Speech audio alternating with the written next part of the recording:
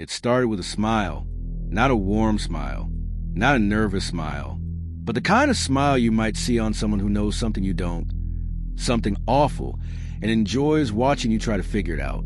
That was the signature of Ethan Grayson. Age, 31, background, unknown address, change constantly, criminal history, clean behavioral profile, dangerous. For years, police departments across multiple states collected mugshots of a man they arrested on suspicion, questioned, released, and then forgot, because Ethan never stayed in one place long. He worked odd jobs, moved constantly, blended into new towns like smoke slipping beneath a door. But every time an arresting officer took his photograph, he smiled, wide, calm, a little too grateful to be there. Most officers dismissed him. Just another drunk. Just a trespasser. Some homeless guy acting weird. But the smiles were always the same. Always perfect. Always confident. Always unnerving. It wasn't until the bodies surfaced that anyone realized each time Ethan smiled for a mugshot, someone had already died. It began in Redwood Falls, a quiet mountain town known for two things: its postcard scenery and its absolute tranquility. Tranquility ended the night they found Marissa Dane, age 27, a schoolteacher. She was found in her home. No signs of forced entry. Nothing stolen. No fingerprints. Just one thing out of place. A photograph. A Polaroid left on her dining table. A man smiling. Police scanned it. No match. They dusted it. No prints. The face in the photo? Bright-eyed. Relaxed. Mildly amused. Like a man taking a vacation photo. That man was Ethan Grayson. But the cops didn't know that yet. For them, that Polaroid was simply a taunt. A reminder that some killers don't hide. Some leave smiles behind. When Detective Marks entered the crime scene, she felt something she hadn't felt in years. A presence. Not supernatural. Not spiritual. Psychological. As if the killer had left a part of himself in the room. She studied the scene. No struggle, no obvious poison, no wounds. Marissa was simply gone. Peaceful, but not natural. Then she lifted the Polaroid. The man's smirk felt alive, mocking. Marks. Who the hell smiles at a crime scene? She pocketed the Polaroid. That smile would haunt her for months. Same setup. A second woman, Emily Rowan, age 32, found lying neatly on her living room floor. Again, no wounds, no forced entry, no sign of a struggle, no drugs in her system. And again, a Polaroid, a smiling man, same angle, same expression, same faint shadow over his right eye. Detective Olivia Marks stared at the new photograph far longer than she meant to. The smile seemed almost delighted this time, as if he'd improved his technique. Marks, quietly, to herself, "Who are you?" While the local department scrambled for leads, Olivia spread the crime scene photos beside each other. Marissa's on the left, Emily's on the right. Two different states, two different victims, two different timelines. But one identical detail. The man smiling at the camera was the same man. That was the moment Olivia realized. This wasn't a coincidence. This was a serial killer. And these weren't trophies. They were invitations. Olivia ran both Polaroids through facial recognition. No match. She fed them into a national missing persons database. Nothing. She checked DMV records, passport files, prior criminal charges. Zero. The man might as well have been a ghost. But ghosts don't smile for cameras. Frustrated, Olivia did something most investigators don't. She ran a search using facial similarity, not exact matching, pulling in mugshots of people who merely resembled a smiling man. The system froze for a moment, then it returned 9 mugshots, 9 different names, 9 different years, 9 different charges, but the same face, and the same smile, wide, relaxed, unbothered. It was impossible. A man who had been arrested 9 times and released every time. A man who had lived in multiple states, but left no background trail. A man who looked straight into every police camera and grinned. Olivia's throat went dry. "Marks, you've been here before." "A lot," The mugshots weren't tied to violent crimes. They were tied to petty nonsense, public intoxication, trespassing, loitering, disturbing the peace, disorderly conduct, meaning Ethan wanted to be arrested. He wanted his picture taken. He wanted the mugshot. He sought it out. He orchestrated his own capture each time after a murder. Olivia clicked through each mugshot date, comparing them against county death records. Her heart pounded. Every arrest lined up with unexplained death, some listed as overdose, heart failure, sleep apnea, asthma attack, natural causes, women of varying ages, all found alone, all with peaceful expressions, all within 48 hours of a mugshot. Olivia leaned back in her chair. Marks, you're telling us exactly when you kill, and we missed it. The smiling man wasn't hiding. He was bragging. Olivia opened a task force. Within days, patterns began to emerge, not from the crime scenes, because Ethan left nothing behind, but from his mugshots. Timeline pattern. He killed every 3 to 7 weeks, arrested within 48 hours, released within 12 to 24 hours. Geographical pattern. He never killed twice in the same state. He moved outward like ripples in a pond, always drifting, always unpredictable. Victimology, women who smiled at him, spoke kindly, offered help, or simply acknowledged him warmly. Not a single victim was rude to him. Not one insulted him. Not one fought him. They smiled, and Ethan killed them for it. Late one night, a call came in. A gas station clerk from Bakersfield. His voice shook with fear. "Clerk, I saw him. I swear I saw that smiling guy." Olivia immediately questioned him. The clerk explained.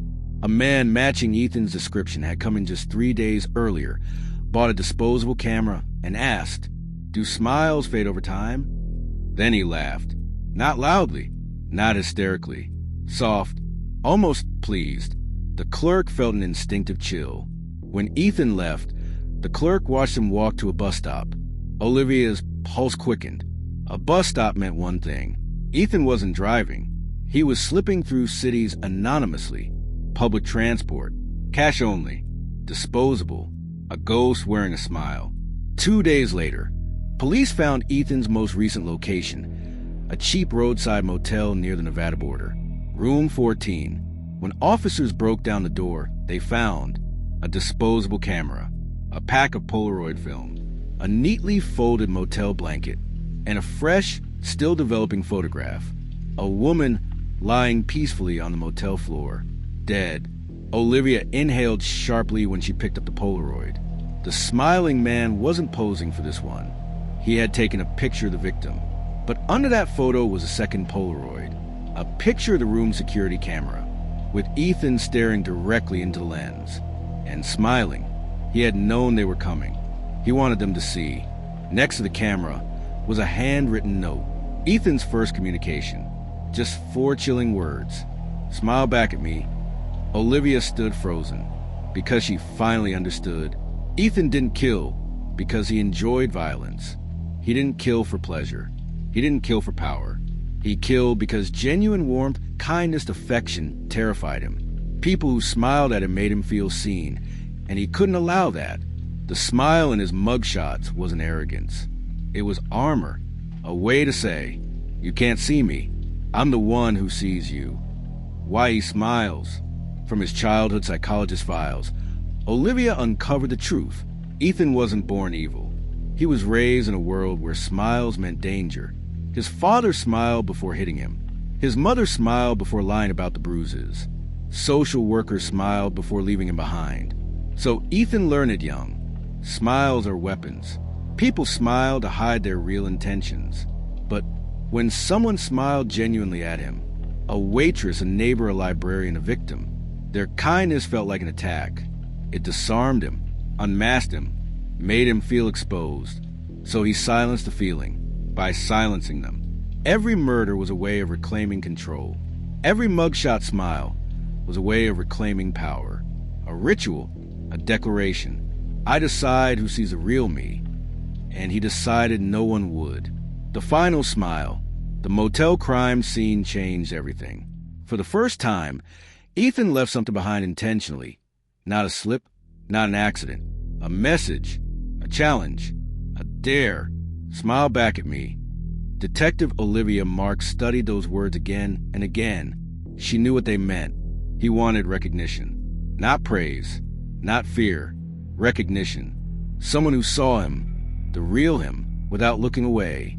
And Olivia, in her relentless pursuit, had become the first person in his life who never smiled at him, never pitied him, never softened her voice. To him, that made her perfect. The perfect opposite. The perfect adversary. The perfect ending. In the next 48 hours, Ethan was spotted in a diner in St. Hollow, at a rest stop along Route 17, boarding a late-night bus to Nevada, walking calmly through a crowded outlet mall. Each sighting came with the same description. He smiled at me, but no one ever saw him with a vehicle. No one ever saw him carrying luggage. No one ever saw him rush. He moved like a ghost, a man with nowhere to be, and every reason to disappear. Olivia mapped the sightings on her office wall. Red pins, blue pins, yellow strings connecting looping circles. A pattern emerged. Ethan wasn't running away. He was circling, moving in a slow, deliberate spiral around the tri-state border. He wanted Olivia to follow, and she did. At 3:14 a.m., an elderly woman reported something strange at the Hollow Creek bus terminal. A man was sitting alone on a bench, quietly humming. She described him perfectly. Dark hair, sharp jaw, calm eyes, and the smile. Always the smile. The woman approached him gently. "Are you waiting for someone?" He turned his head slowly and smiled wider. "I'm waiting for her." The woman didn't understand. "Your girlfriend?" A soft chuckle escaped Ethan's lips. "No, someone much more interesting." The woman left quickly, unsettled. 1 hour later, Olivia arrived, but Ethan was gone. On the bench, however, lay a Polaroid, a photo of Olivia standing outside Marissa Dane's crime scene, taken through a window from across the street weeks earlier before Olivia even knew Ethan existed. He had been watching her long before she looked for him. After analyzing bus routes and the spiral pattern, Olivia predicted Ethan's next move: the abandoned Ridge Valley Industrial Park, a deserted complex of rusted warehouses and broken concrete. Perfect for someone who wanted privacy. Police set up a perimeter. No sirens, no bright lights, just silent units under the cover of darkness. Olivia entered Warehouse 12 alone, her flashlight cut through dust and shadows. And there, taped to a metal pillar, she found a Polaroid of herself, taken just seconds earlier. Her blood ran cold. She turned, but saw no one. The air shifted. Footsteps echoed faintly. Someone exhaled behind her. Then, Detective Marks. She spun around. Ethan stood 10 feet away. Calm, still, smiling. He held no weapon, no knife, no gun, nothing but a Polaroid camera dangling from his hand. For a moment, neither spoke. Dust floated lazily in the air between them. Then Ethan tilted his head. "Ethan, you never smile back. Not once." "Marks, nothing about you deserves a smile." His grin grew wider. "Ethan, that's why you're the only one I wanted to meet." Olivia's finger tightened on the trigger. "Marks!" Put the camera down. Ethan raised it. Click. A flash illuminated the room. Olivia blinked. When her vision cleared, Ethan had lowered the camera. He held up the developing Polaroid to the light. "You don't even blink under pressure," he whispered, almost admiring. "You're remarkable."